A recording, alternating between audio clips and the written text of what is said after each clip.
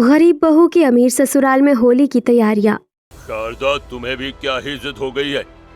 मैंने कह दिया तो बस कह दिया। मेरे बेटे की शादी मैं अपने दोस्त अमरेंद्र की बेटी से ही करवाऊंगा, और तुम भी इस बात को जितना जल्दी समझ लो और मान लो उतना ही अच्छा है। क्यों जी, क्यों अच्छा है? और अगर मैं ना मानूं आपकी बात को तो आप क्या कर लेंगे, जरा बताना। देखो शारदा, मुझसे तुम उल्टी बात मत करो, समझी? मैं जानता हूँ कि मेरा दोस्त कितना अच्छा है और उसकी बेटी भी बहुत ज्यादा अच्छी है। आज के दौर में तुम्हें उसके जैसी बहू मिल ही नहीं सकती, इसलिए अमरेंद्र की बेटी को ही अपने घर की बहू बनाऊंगा मैं। देख रहा है रजत तू? बाबा, आपको भी तो माँ की बात समझ ही नहीं आ रही है। आपको कितनी बार बताना पड़ेगा कि आपके दोस्त बहुत ही ज्यादा गरीब हैं और हम लोग ठहरे अमीर लोग। उनका और हमारा कोई मेल नहीं है बाबा। आपको जो लड़की पसंद है वो हमारे घर में भाभी बनकर नहीं आ सकती है। क्यों भैया, क्यों नहीं बन सकती है बाबा की पसंद की लड़की हमारी भाभी? अगर आपका मिजाज खुश है, उनकी आदत अच्छी है, तो क्या दिक्कत है हमें उन्हें इस घर की बहू बनाने में? भाविका, तू भी अरे बस करो। आप लोगों ने पता नहीं क्या ये रोज रोज की एक जैसी कलेश लगाई हुई है। ये नहीं वो नहीं। अच्छा भैया, अगर आपको इतनी ही दिक्कत होती है हमारे रोज रोज के इस मुद्दे पर बात करने से, तो ये बताइए कि आप क्यों कुछ नहीं बोलते हैं? क्या बोलूं मैं? हाँ, मेरे पास इतना फालतू वक्त नहीं है कि मैं शादी ब्याह की बातों में ही अपना दिन और अपना दिमाग पूरा लगा दूं। अगर मुझसे ही कुछ सुनना चाहते हो ना तो सुनो। बाबा, मैं आपकी पसंद पर राजी हूँ। अर्जुन, ये तू क्या बोल रहा है? माँ बस, अब आप कुछ नहीं बोलना मुझे। ऑफिस जाने में देरी हो रही है। मेरे अलावा मेरा एक भाई और है। मेरे लिए बाबा फैसला कर रहे हैं, इसके लिए आप कर लेना। लेकिन बस अब इस बात को यहीं पर खत्म करो माँ। अर्जुन ऐसे बोलकर अपने काम पर जाने के लिए निकल गया। ये कहानी है शारदा के परिवार की। शारदा एक अमीर औरत थी जो अपने 3 बच्चों और पति के साथ रहती थी। शारदा के घर में काम को ही सबसे ज्यादा महत्व दी जाती थी और उसके घर में कोई भी बेकार की चीजों में अपना वक्त जाया नहीं करता था। अब शारदा का बड़ा बेटा अर्जुन शादी के लायक हो चुका था, जिसके लिए शारदा कोई अपने ही स्टैंडर्ड की लड़की लाना चाहती थी। लेकिन शारदा का पति नितेश अपने एक गरीब दोस्त को वचन दे चुका था कि उसकी बेटी की शादी वो अपने बेटे से करके अपनी दोस्ती को रिश्तेदारी में बदलेगा। लेकिन शारदा को उसकी ये बात जरा सी पसंद नहीं आती थी, जिसकी वजह से घर में रोजाना कलेश होता था। लेकिन आज के दिन अर्जुन ने अपनी बात सभी के सामने रख दी थी। सुना तुमने शारदा, हमारे बेटे ने अभी अभी क्या कहा? उसको कोई दिक्कत नहीं है कि लड़की गरीब है या अमीर, और वो मेरी पसंद से राजी भी है। तो अब तो मैं अपने बेटे की शादी अमरेंद्र की बेटी आरती से ही करूंगा। हाँ सुना मैंने, अब क्या ही कर सकते हैं। शारदा ऐसे बोलकर मुंह बनाकर अपने कमरे में चली गई। रजत और अर्जुन दोनों काम पर चले गए और नितेश भी अपने काम पर चला गया था। ऐसे ही अगला दिन निकला और आज के दिन नितेश और शारदा दोनों अमरेंद्र के घर उसकी बेटी को देखने गए थे। ये घर है माचिस की डब्बी के बराबर का, इसमें तो जानवर भी ना रहे। लेकिन इसमें इंसान ही रह रहे हैं शारदा, हर किसी को सब कुछ नहीं मिल जाता। अब अंदर चलो। नितेश और शारदा अंदर आ गए, जहां अमरेंद्र और गंगा ने उनका अपनी हैसियत के मुताबिक स्वागत किया। ये लीजिए, पानी लीजिए। शुक्रिया भाभी। स्टील के गिलास में पानी? मैं तो कांच के गिलास में ही पानी पीना पसंद करती हूँ। और दूसरा, ये पानी प्योर तो है ना? जी, वो ये पानी कुएं का है। कुएं का पानी है? ओह गॉश, मुझे बीमार नहीं पड़ना है, मैं ये पानी नहीं पीऊंगी, ले जाओ। शारदा ऐसे ही गरीबों को बुरा महसूस करवाने लगी। नितेश को उसकी हरकत जरा भी अच्छी नहीं लग रही थी। ऐसे ही कुछ देर तक चला, जिसके बाद अमरेंद्र की बेटी आरती मेहमानों के लिए चाय नाश्ता लेकर आई। नमस्ते। नमस्ते, ये लीजिए नितेश अंकल और शारदा आंटी, चाय ले लीजिए। बेटा हम ले लेंगे, तुम परेशान नहीं हो? हाँ अरे नहीं, इसमें परेशानी कैसी है आंटी, ले लीजिए, ये शुद्ध भैंस के दूध की चाय है। अभी अभी पड़ोस से मैं भैंस का दूध कड़वाकर ये चाय बनाई हूँ। और सेहत की चिंता नहीं करना, अमीर तो न जाने किस किस चीज से बने सफेद रंग के पानी को दूध समझकर पी जाते हैं, लेकिन ये आपको बिस्तर पर नहीं डालेगा। आरती की बात को सुनकर शारदा का मुंह उतर गया। आरती वैसे तो गरीब घर की लड़की थी, लेकिन हक की बात बोलने से वो कभी भी नहीं चूकती थी। आज भी उसने वैसा ही किया और नितेश और शारदा ने चाय पीने के बाद गंगा और अमरेंद्र से आरती की शादी की बात को पक्का कर दिया। मेरे दोस्त, मुझे तो यकीन भी नहीं था कि तू मुझे दिया हुआ वादा यहाँ तक निभाएगा? तू मेरे हालात तो देख ही रहा है यार। मुझे शर्मिंदा करने को तू कोई शादी में पैसा नहीं लगाना। 4 सूट देकर मैं अपनी बेटी को विदा करूंगा और तू भी 4 बाराती लेकर आना और इसको ले जाना। कोई फंक्शन की कोई जरूरत नहीं है दोस्त। अरे बिल्कुल मेरे यार, जैसे तुझे सही लगे। मैं बिल्कुल भी भीड़ नहीं लाऊंगा यार। 1 हफ्ते के बाद अपनी बेटी को रुखसत करने की तैयारी कर ले तू। हाँ। अमरेंद्र ने नितेश की बात को सुनकर उसे गले लगा लिया। शारदा को इस शादी में कोई इंटरेस्ट ही नहीं था, तो ना उसने खुशी जाहिर की और ना ही गम। देखते ही देखते 1 हफ्ता भी गुजर गया और गरीब की बेटी विदा होकर आज अपने ससुराल को आ चुकी थी। अभी अभी आरती का बस गृह प्रवेश होकर ही निपटा था और हाँ हेलो हेलो हाँ ठीक है मैं आता हूँ। माँ मुझे ऑफिस में एक जरूरी काम है तो मैं जा रहा हूँ अभी। मुझे क्यों बता रहा है? आप ऑफिस जा रहे हो? आज तो हमारी शादी हुई है, आज ही के दिन आप ऑफिस जा रहे हो? शादी तो हो गई ना, ऐसा तो नहीं है कि मैं फेरे छोड़कर ही जाने को बोल रहा हूँ। जाओ तुम कमरे में जाओ, मुझे काम है। अर्जुन, नई बहू से इस तरह से कौन बात करता है? हाँ तो और कैसे करे जी मेरा बेटा बात? आप ही बता दो। जब उसको काम है तो वो जाएगा ही ना, या इसके निकम्मे बाप की तरह हो जाए और हमें भी बदबूदार सी झोपड़ी में डाल दे। काम से ही आराम है। माँ जी, मेरे बाबा जैसे भी हैं मेहनती इंसान हैं, कभी किसी के आगे हाथ नहीं फैलाया उन्होंने। और जहाँ तक अमीरी की बात है तो ये तो किस्मत का खेल है कि कौन सा कारोबार कहाँ से किसी का हाथ पकड़ ले। असली अमीरी ये पैसा नहीं होता, रिश्ते होते हैं। जो इंसान रिश्तों को कमाए और उनकी अहमियत समझे वही असली अमीर है। अगर यकीन ना हो तो देख लो, एक पैसे से गरीब लेकिन रिश्तों से अमीर इंसान की बेटी आज आपके परिवार का हिस्सा ऐसे ही नहीं है। ओहो, बड़ा मुंह चल रहा है तेरा तो अभी से। तो गलत क्या बोला बहू ने? सही ही तो बोल रही है। भाविका, तू अपनी भाभी को कमरे में छोड़ कर आ जा। भाविका अपने पिता की बात को सुनकर अपनी भाभी को उसके कमरे में छोड़ आई। बाकी सभी लोग भी अपने अपने कमरों में चले गए और अर्जुन सारी रात घर नहीं आया। ऐसे ही अगली सुबह आज आरती की पहली रसोई की रस्म थी, जिसके लिए वो काफी एक्साइटेड और खुश थी। कल तो ऐसे ही हो गया था, लेकिन आज तो मैं सभी के लिए उनकी पसंद का खाना बनाऊंगी। सभी साथ बैठकर खाएंगे, कितना अच्छा लगेगा। मैं अब जल्दी से नीचे चली जाती हूँ। आरती बड़ी उम्मीदों के साथ नीचे आई, लेकिन उसे नीचे कोई नहीं मिला, जिसके बाद सभी कहाँ हैं? आरती सभी को घर के कमरों में देखने लगी और वो भाविका के कमरे में चली गई, जिसके बाद अरे भाविका, तुम कमरे में क्या कर रही हो? पढ़ाई कर रही हो भाभी, क्या बात है? सभी घर वाले कहाँ हैं? कोई दिखाई नहीं दे रहा है। रजत भाई, भैया और बाबा तो काम पर होंगे, माँ अपने कमरे में ही होंगी। आपको कोई काम था क्या? क्या मतलब सभी काम पर चले गए? मेरी पहली रसोई का क्या भाविका? भाभी, क्या मतलब पहली रसोई? हमारे घर में इन बेकार के कामों और रस्मों को कोई भाव नहीं देता है। पहली रसोई वसोई तो खाली लोगों के काम है। हम सभी तो साथ में खाना भी पता नहीं किस दिन खाते हैं। पहली रसोई को तो आप भूल जाओ। देखो, मैं भी बाहर से मंगवाकर ब्रेकफास्ट कर चुकी हूँ और माँ भी, और हमारा लंच भी ऑर्डर है, तो आप भी जाकर मौज करो। आरती के सभी अरमानों पर पानी फिर गया। बस फिर क्या था, जो भी आरती ने सोचा था वैसा कुछ नहीं हुआ। उसके घर में किसी को भी किसी से रिश्तेदारी निभाने, परिवार के साथ वक्त गुजारने से कोई मतलब नहीं था। सभी लोग बस अलग अलग अपने अपने कामों में लगे रहते थे। आज के दिन भी ऐसा ही हुआ। कोई भी जेंट्स घर में नहीं आया और आरती की सास और ननद भी अपने अपने कामों में ही लगी रहीं। ना ही आरती के पति ने उसे एक भी कॉल करना जरूरी समझा और आरती यहां बोर हो रही थी। कितने अजीब है इस घर के लोग। ना किसी को साथ में खाना खाना है, ना ही साथ वक्त गुजारना है। एक ही घर में सारे अजनबी से लगते हैं।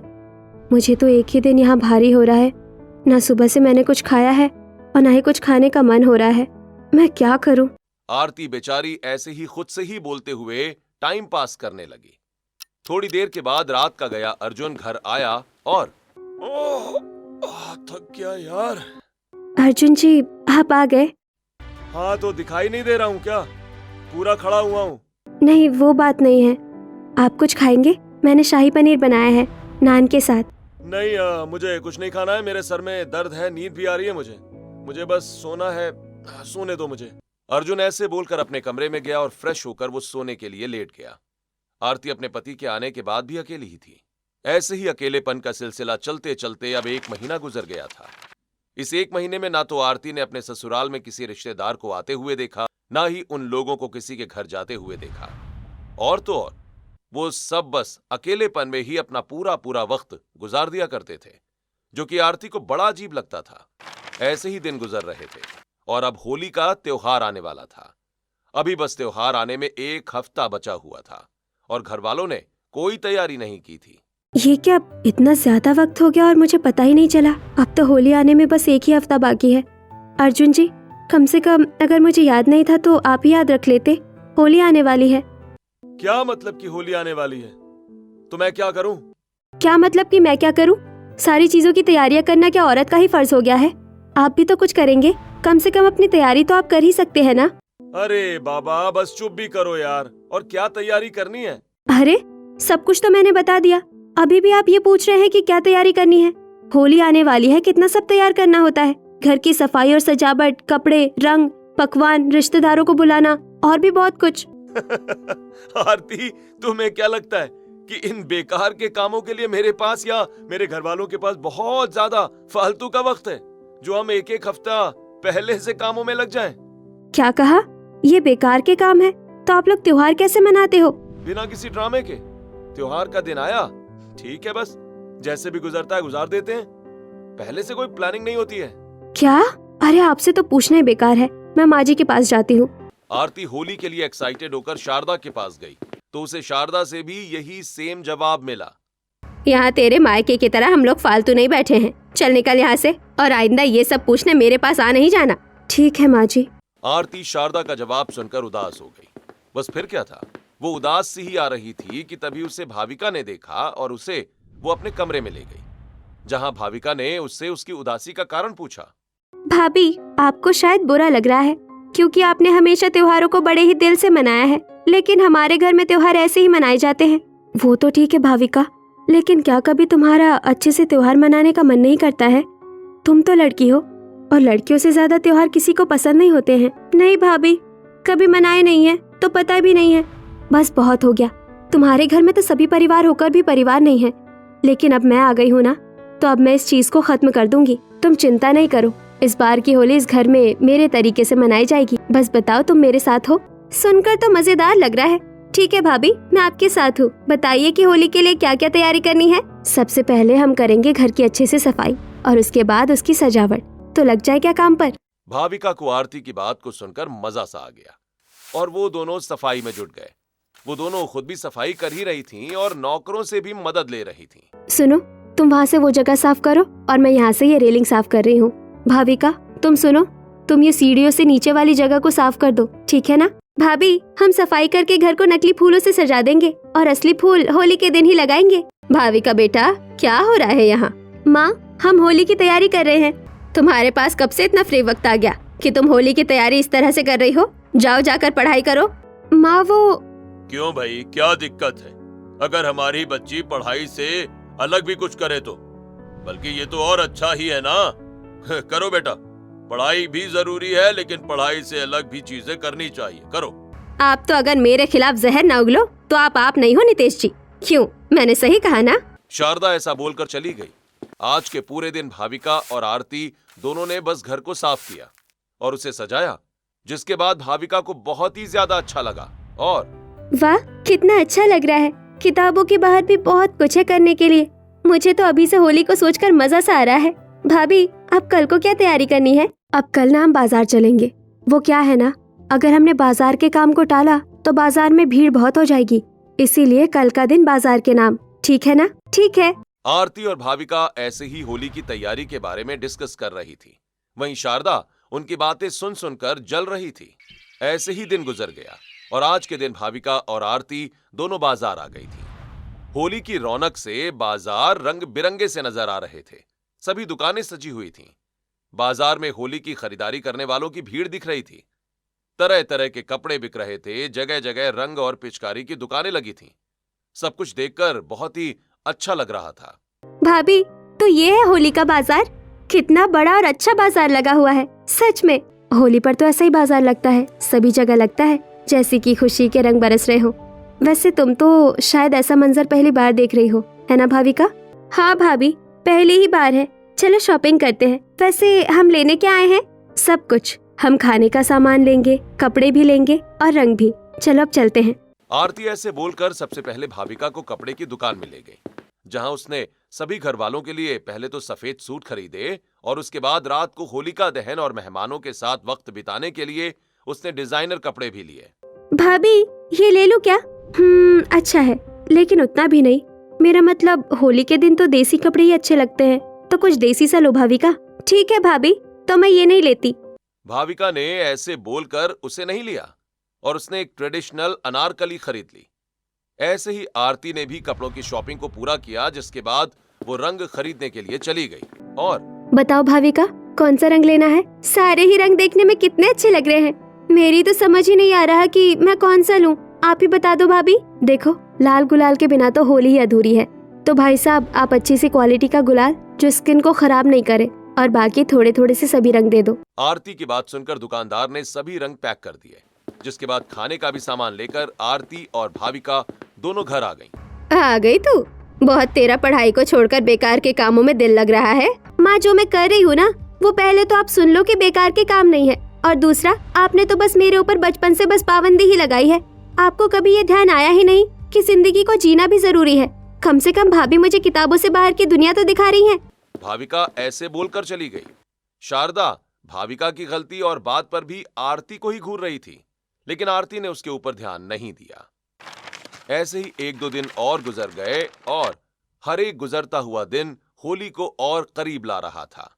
आज के दिन आरती सभी रिश्तेदारों को घर में बुलाने के लिए उन्हें न्योता देने वाली थी। भाविका, तुम्हारी कोई बुआ, मासी, ताया और चाचा नहीं है? हाँ है ना भाभी, तो वो आते क्यों नहीं है? पता नहीं। तुम मुझे उन सभी का नंबर दे सकती हो क्या? अगर तुम मुझे उनका नंबर दे दोगी तो मैं उन्हें होली पर घर आने को कह दूंगी।